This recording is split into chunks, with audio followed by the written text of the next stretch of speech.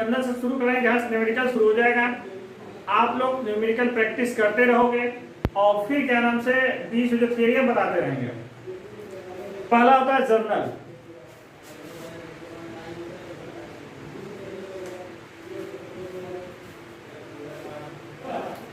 Journal क्या है? ये जो अपना रिकॉर्ड होता है, जो बिजनेसमैन होता है अपना जो हिसाब किताब, जो ट्रांजैक्शन है उसको रिकॉर्ड करते हैं, उसी को जर्नल कहते हैं। वास्तव में जर्नल जो फ्रांसीसी शब्द जोर से बना है, जो JOUR। जोर का अर्थ क्या आता है? डे, बुक या डायरी।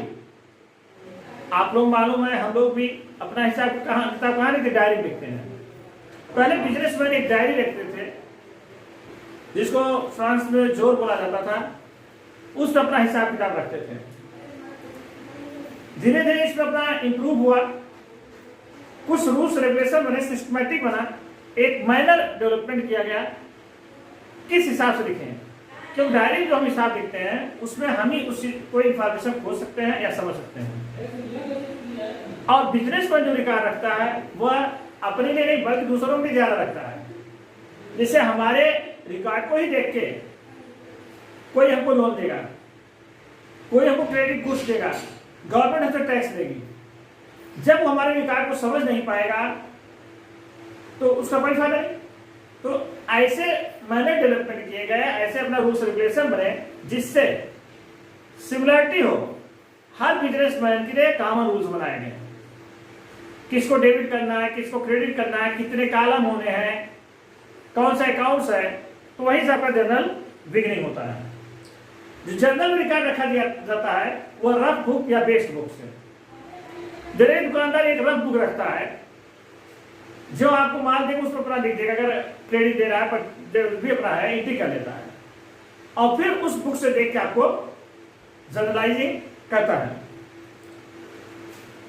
रफ बुक का कोई फॉर्मेट नहीं है, किसी प्रकार से आप रख सकते हैं। जर्नल का एक फॉर्मेट बनाया गया है।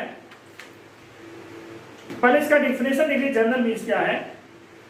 रोजनामा पुस्तक में प्रारंभिक लिखे हैं। जर्नल को प्रारंभिक बुक कहते हैं, ओपनिंग बुक कहते हैं, प्राइमरी बुक कहते हैं। प्राइमरी बुक क्यों कहा जाता है?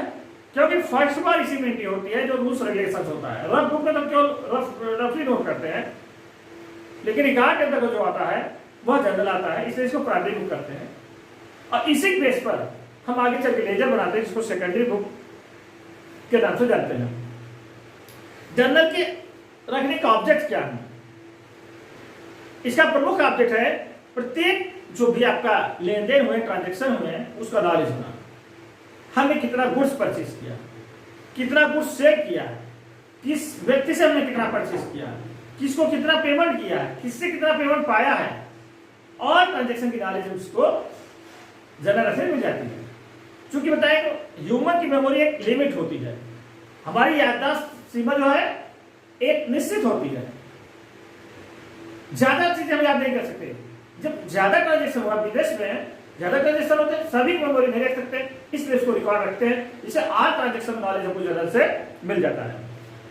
अगर कोई डिस्प्यूट होता है बिजनेस में, जैसे पार्टनरशिप में पार्टनर डिस्प्यूट हो सकता है, या डेबिटर्स क्रेडिटर्स हमारा डिस्प्यूट हो सकता है, तो उस डिस्प्यूट को सॉल्व करने में हमारा जर्नल इंपॉर्टेंट रोल अदा करता है। हम जर्नल अपना दिखा सकते, देखिए भाई आप इस पर डेट इतना परचेज किए हैं, आप इस रिजेक्ट में इतना पेमेंट किए, आज हमारा इतना बैलेंस है। तो इस प्रकार से कोई भी डिस्प्यूट अगर बिजनेस होता है वह जर्नल ही अपना मान होता है। इतना नहीं है, अगर कोर्ट में कोई केस होता है तो हम प्रूफ के रूप में हम जर्नल को प्रेजेंट कर सकते हैं, और कोर्ट इसको प्रूफ के रूप में एक्सेप्ट करता है। नेक्स्ट आपका है रोजनामे के साथ साथ खादी में पोस्टिंग की जाती है। जो हम लेजर बनाते हैं वो जर्नल के बेस पर ही बनाते हैं। फर्स्ट जर्नल बनाते हैं, जर्नल से देख हम उसको क्लासिफाइड करते हैं, जिसको लेजर के नाम से जानते हैं। यहां पर जो जर्नल होता है, प्रत्येक एंट्री के बाद इच एंट्री नीचे हम नारेशन देते हैं।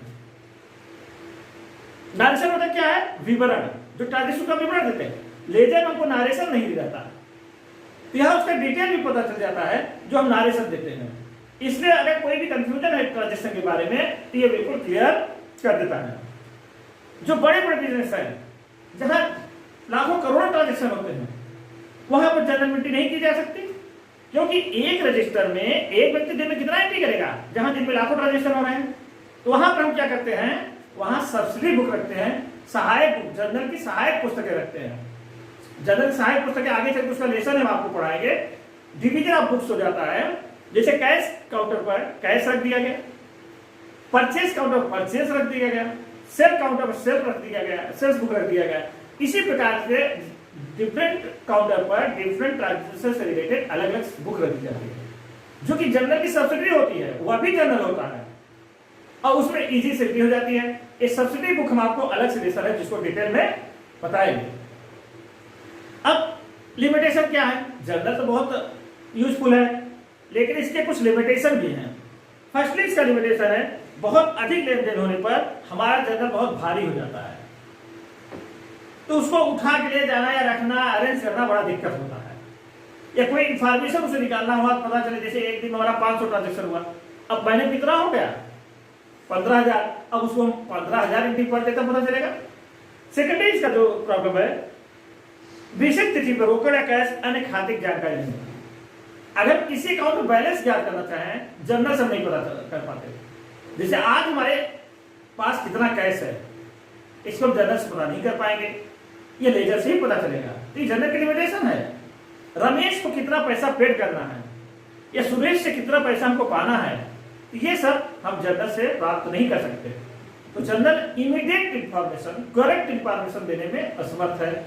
इस कारण इसकी लिमिटेशन है और इसी की लिमिटेशन कारण हम आगे लेजर बनाते हैं। नेक्स्ट आपका है, अधिक लेन देन का एक व्यक्ति द्वारा ट्रांजेक्शन संभव नहीं है। अगर दो ट्रांजेक्शन होते हैं, एक व्यक्ति भी नहीं कर सकता। नेक्स्ट आपका है, रोकड़ शेष का मिलान नहीं। हमारे पास कैश कितना है जो है और रियल में कैश कितना है, दोनों में डिफरेंस होता है। ये डिफरेंस हम नहीं याद कर सकते। हो सकता है कहीं लेन देन में गड़बड़ी हो गई हो, तो हम अपना कैश, जैसे हमारे पास 3,590 रुपए बचा हुआ है, ये सही पैसा है या नहीं, हो सकता है कहीं गड़बड़ी हो, एंट्री कहीं और हो गया हो, उसका रिकॉर्ड ना हो, तो दोनों को मैच नहीं कर सकते। जबकि लेजर अकाउंट से मैच कर सकते हैं। कैश का बैलेंस रहेगा, बैलेंस अपना अमाउंट काउंट करके मैच कर लेंगे, हाँ जितना बैलेंस होना है उतना है।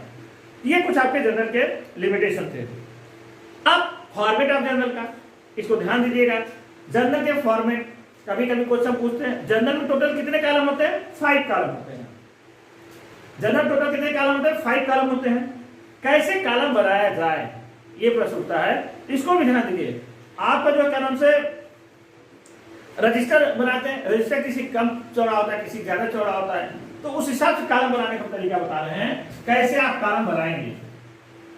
देखिए, अकाउंट जो है प्रेजेंटेशन मस्ट है, जिसको देखने में अच्छा लगे और शीघ्र उसका हम कोई डिस्कस निकाल सके।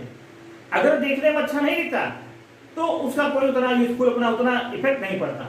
कॉलम कैसे बनाते हैं आप लोग भी देखिए, कितना अच्छा लगता है अगर हम इस तरह बनाएंगे। जैसे हमारा पेज है, सबसे पहले हम राइट हैंड से 2 कॉलम खींचेंगे। ये कॉलम लगभग इक्वल होगा या अबाउट कॉलम होता है। अब कितना चौड़ाई होना चाहिए, कितना इसकी लेंथ होनी चाहिए, डिपेंड करता है हमारा अमाउंट कितना है। अगर करोड़ों में ट्रांजेक्शन करते हैं उतने में बीच कितने की स्पेस होना चाहिए। अगर हमारा 100-200 ट्रांजेक्शन छोटा बिजनेस है, स्पेस कम होना चाहिए। और दोनों कॉलम सेम इक्वल होना चाहिए। ऐसा में एक बड़ा एक छोटा, जब दोनों अमाउंट के लिए है तो इक्वल होना चाहिए। एक छोटा सा कॉलम हम खींचते हैं जो कि एलएफ का है। पहले राइट हैंड से हमारा जो भी पेज है, कम चौड़ा ज्यादा चौड़ा, उससे कोई दिक्कत नहीं। हम अपने बुक पेज पे जाते हैं, राइट हैंड से 2 कॉलम खींच लेते हैं। ये दोनों अमाउंट कितने लिए होता है, इतना स्पेस होना चाहिए कि अमाउंट इजी में आ जाए। और इतना ज्यादा स्पेस नहीं होना चाहिए कि अमाउंट स्पेस बहुत ज्यादा बचा रहे, क्योंकि देखने में अच्छा नहीं लगेगा। और एक कॉलम में लगे। अब हम लेफ्ट में आ जाते हैं, लेफ्ट में आपका एक कॉलम खींचते हैं, देख लीजिए। और बीच से जो स्पेस बचेगा वो पार्टिकुलर का होगा। यह स्पेस कम भी हो सकता है, ज्यादा भी हो सकता है, ये पेज पर डिपेंड करता है। ये जितना स्पेस मैक्सिमम होगा उतना हमको एंट्री करने में इजी रहेगा, क्योंकि नरेशन भी करना होता है, ट्रांजेक्शन भी करना होता है, तो उसमें हमारा इतना इजी रहेगा। तो ये कॉलम बन गया। अब लिखते क्या क्या है ये देखिए, डेट, पार्टिकुलर, कुछ लोग पार्टिकुलर शुरू से लिख देते हैं, ये अच्छा नहीं लगेगा। पार्टिकुलर्स ऐसा लिखिए जितना स्पेस इधर बचे उतना उधर बचे, तब आपका अच्छा देखने में लगेगा। जैसे आपका जीआईसी का एग्जाम होगा, उसमें रिटेन एग्जाम होगा, ये प्रेजेंटेशन मस्ट है। केवल आप आंसर सही कर देंगे नहीं, अगर आप क्या नाम से उसको अच्छी तरह से सोचेगा अच्छा स्टूडेंट है, उसका इफेक्ट पड़ेगा क्या, आपको फुल मार्क्स न्यूमेरिकल में मिलेंगे। प्लस अगर अच्छा स्टूडेंट एग्जामिनर के दिमाग में आ गया तो आप क्या नाम से जो थ्योरी पे क्वेश्चन रहेंगे उसमें अच्छे मार्क्स मिलेंगे। तो ध्यान दीजिए, ये पर्टिकुलर एकदम 20 लिखना चाहिए। उसके बाद ELF मीन्स क्या होता है, लेजर फोलियो, खाता बही पृष्ठ संख्या। ये जो जर्नल लिखते हैं इसको हम आगे क्लासिफाइड करते हैं, अगला स्टेप जो हमारा होता है। जब वहां क्लासिफाइड करते हैं, जिस पेज पर हम इसकी पोस्टिंग करते हैं वहां पेज नंबर डाल देते हैं। इससे फायदा क्या होता है, एक तो फायदा ये होता है कभी हमारी कोई मिस्टेक हो गई, अगर गलती होगी उसको चेक करना हुआ तो किस पेज पर हमने लिखा चेक कर सकते हैं। दूसरा फायदा है जब हमने यहाँ पर पेज नंबर डाल देंगे, ये क्लियर हो जाएगा इसकी हमने लेजर पोस्टिंग कर दिया है। कोई एंट्री लेजर पोस्टिंग से बचेगा नहीं, या कोई एंट्री लेजर पोस्टिंग में डबल नहीं होगा। इसलिए जब हम लेजर पोस्टिंग करते हैं वहां भी कॉलम होता है आपका, यहाँ पर उस जिस लेजर का पेज नंबर डाल देते हैं और इसका पेज नंबर जनरल का लेजर पर डाल देते हैं। तो अगर हमको लेजर से कोई इंफॉर्मेशन लेना है, सही गलत है क्लियर नहीं है, तुरंत वहां जनरल का पेज नंबर पड़ा रहता है, हम आके जनरल देख सकते हैं उस पेज पर। और इसी प्रकार से अगर जनरल में हमने इसका पोस्टिंग किया नहीं, क्या दिक्कत है, तो हम लेजर उस पेज देख सकते हैं। तो यहाँ ELF कॉलम हो गया। हालांकि अभी एंट्री हम करेंगे, ये कॉलम आपका ब्लैंक रहेगा। क्यों? क्योंकि हम केवल जनरल बना लीजिए तो बना नहीं रहे। अब उसके बाद amount DR, amount CR, debit और क्रेडिट। यहाँ आप जो अपना मनी है उसका सिंबल बना देंगे, ये आपका कॉलम बन गया। फॉर्मेट समझ में आ गया। अब जनरल एंट्री कैसे करते हैं इसको ध्यान दीजिए। जनरल एंट्री अभी केवल आपको फॉर्मेट होता है, जनरल एंट्री पहले हमको कुछ रूल्स याद करना पड़ेगा, कॉलम हो गया। अब जनरल एंट्री करते कैसे पहले इसको समझ लीजिए। जब तुम कोई ट्रांजेक्शन होगा डेट डालेंगे, पहले ईयर लिख देंगे, ईयर किसी डेट डालेंगे, फिर अपना डेबिट वाला आइटम, डेबिट वाला आइटम बिल्कुल यहाँ सटा के लिखते हैं, कोई स्पेस छोड़ा नहीं जाता, और डैश करके लास्ट में हम DR लिखते हैं। ठीक, उसके पश्चात क्रेडिट वाले एक स्पेस छोड़ के 2 लिखा जाता है, और क्रेडिट वाले आइटम लिखते हैं इसके आगे CR नहीं लिखा जाता, क्योंकि एक डेबिट है दूसरा ऑटोमेटिकली क्रेडिट होगा। डेबिट का अमाउंट डेबिट कॉलम में और क्रेडिट का अमाउंट क्रेडिट कॉलम में लिख देते हैं। अब एक चीज ध्यान, अकाउंट लगता है, अकाउंट किसके साथ नहीं लगता, आगे हम आपको बताते हैं अकाउंट कितने प्रकार होते हैं, किसके साथ अकाउंट वर्ड लगता है, किसके साथ नहीं लगता है। क्योंकि जनरली आपका कंपटीशन में पूछ देते हैं कुछ एंट्री दे बताइए इसमें से कौन सा सही है। जैसे हम एक एग्जांपल देते हैं आपका,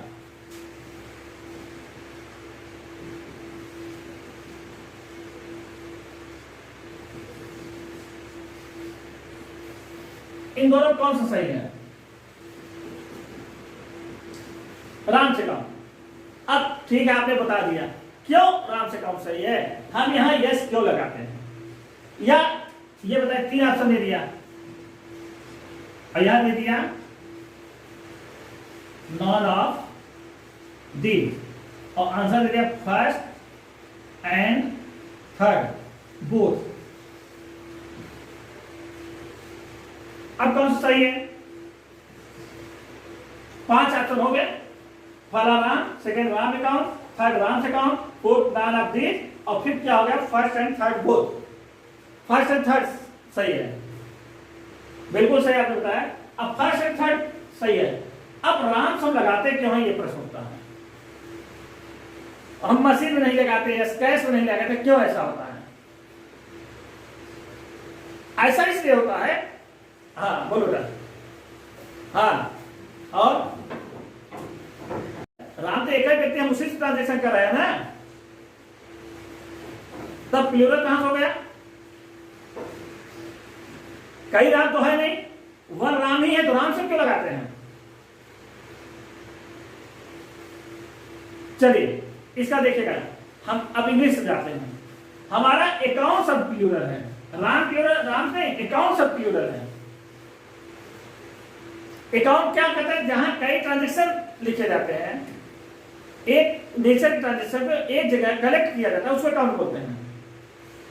तो अकाउंट प्लूरल है। हम इंग्लिश पढ़े तो हमको मालूम होगा सिंगुलर के साथ हम प्लूरल यूज नहीं कर सकते। यदि सिंगुलर के साथ प्लूरल यूज करना है तो सिंगुलर को हमको प्लूरल में कन्वर्ट करना पड़ेगा। कन्वर्ट कैसे करेंगे? राम साथ यस लगा देंगे तो प्लूरल हो जाएगा। जब राम हो जाए उसके साथ हम अकाउंट लिखेंगे, या हम केवल राम लिखें सही है, लेकिन यदि हमको अकाउंट लिखना है तो उसको राम को प्लूरल बना पड़ेगा, राम से अकाउंट बनेगा। ये दोनों गलत हैं। बात समझ में आई? तो अकाउंट से सब देखना चाहिए क्यों। अब इंट्री है क्या देगा, अगर आप लोगों जिसको मालूम है ठीक है, जिसको नहीं मालूम है गलत कर देगा। ये जनरली आप लोग एंट्री कर देते हैं, कैश साथ में अकाउंट लगाना भूल जाते हैं, मशीन साथ लगाना, इस पर आपका नंबर कटेगा। चूंकि ठीक है यूपी को माध्यमिक में कोई दिक्कत नहीं, वहां एप्टीट्यूड टाइप है, लेकिन जीआईसी में अगर आपको रिटेन एग्जाम देना है तो इस सब चीजों को ध्यान देना पड़ेगा। जहां भी आपको रिटेन देना है उस पर आपको ध्यान देना है। ऑब्जेक्टिव टाइप में भी इस प्रकार से क्वेश्चन बना दे सकते हैं, इस पे कौन सा विकल्प सही है कौन सा गलत है। अगर ये छोटी छोटी चीजें आप नहीं जान पा रहे हैं तो आप वहां गलती कर सकते हैं।